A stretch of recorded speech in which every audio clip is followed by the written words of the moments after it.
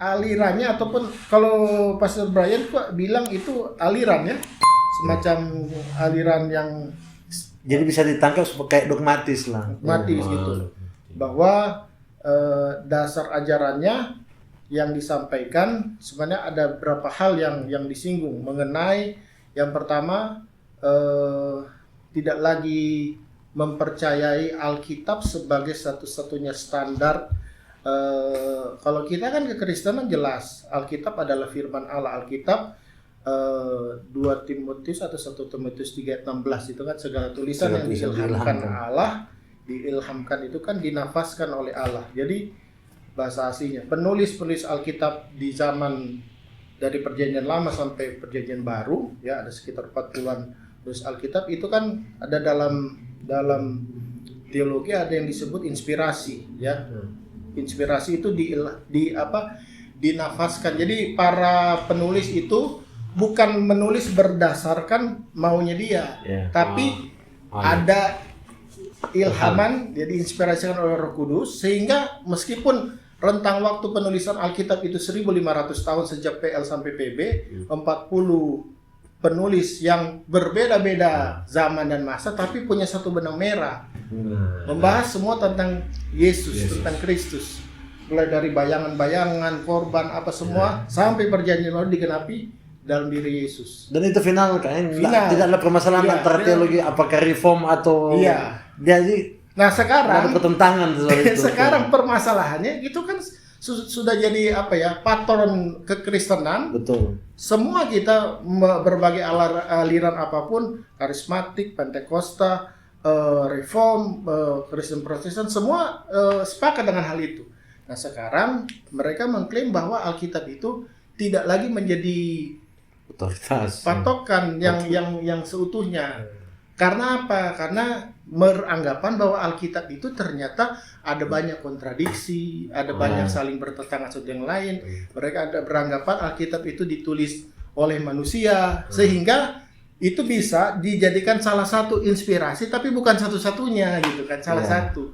Nah yang menjadi pilihan lah. Yang jadi utama apa?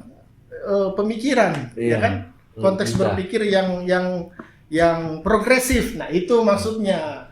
Progresifnya itu sebenarnya bukan semangat untuk mau maju, tetapi menganggap bahwa ini kuno nih Alkitab. Pikiran kita yang progresif harus progresif gitu. Nah itu salah satu. Dan kemudian soal mempercayai bahwa jalan keselamatan itu ternyata bukan Yesus satu-satunya. Jadi kalau orang yang dikuasai oleh kasih sebagaimana Yesus. Coba Pak Andre jelaskan yang itu. Yang tadi ada buku itu dengan Pastor Brian. Jadi ada momen satu video Pastor Brian tuh kita komen. Statementnya begini. Memang keselamatan satu-satunya di dalam apa? Keselamatan itu di dalam Tuhan Yesus. Tapi dia menjelaskan definisi dalam Tuhan itu seperti apa. Karena Alkitab menjelaskan bahwa Allah adalah kasih, Yesus itu firman adalah kasih. Jadi semua orang yang hidup dalam kasih itu sama dengan menghidupi Allah walaupun dia bukan agama Kristen, walaupun dia tidak percaya Yesus. Jadi beranggapan seakan-akan memang itu kalau itu dia konfirmasi ucapan satunya Yesus, tapi di dalam video yang lain bersama dengan seorang pemuka agama dari agama lain. Ya, dari agama lain dia menyebutkan pemuka agama tersebut adalah anak Tuhan Yesus, anak Yesus. Anak Tuhan lah gitu. Padahal kan Alkitab katakan tidak seorang pun yang mengaku Yesus Kristus Tuhan kok tidak digerakkan oleh Roh Kudus, dan semua yang percaya Yohanes pasal 1 ayat 12 itu siapa? Semua yang mengaku percaya. Hanya percaya disebut anak Allah. Yohanes 12 ayat 12. 12 ayat 12. Semua yang percaya kepada Yesus disebut anak Allah. Tapi percaya dalam artian percaya Yesus sebagai Tuhan dan Juru Selamat. Bukan percaya kalau ada kan. Bukan semua hanya percaya Yesus ada. Bukan hanya sebatas itu, tapi percaya Yesus sebagai Juru Selamat. Iya, konteks percayanya bukan percaya Yesus sejarah, tetapi Yesus adalah jalan satu-satunya keselamatan dan kebenaran. Mutlak. Nah, sekarang dia sebut orang tersebut adalah anak Tuhan, which is anak Allah gitu kan.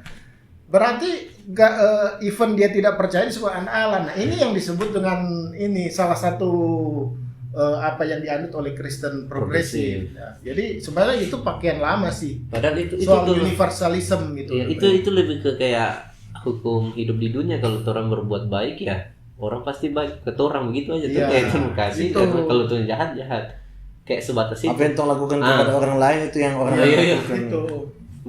Jatuhnya kayak begitu aja. Lalu maksudnya makna, jadi maksudnya spesialnya apa? Seorang Yesus Kristus itu nanti kan nggak ada. Iya. Nggak ada. Gitu. Jadi semacam ada semangat pluralisme, ya. Tapi Kebobolan. Atau jangan-jangan itu memang sengaja. Bisa saja kan teknik marketing ini kan. Kita terpikir itu. saya juga curiganya begitu. Marketing atau mungkin entertain ya. Itu traffic semua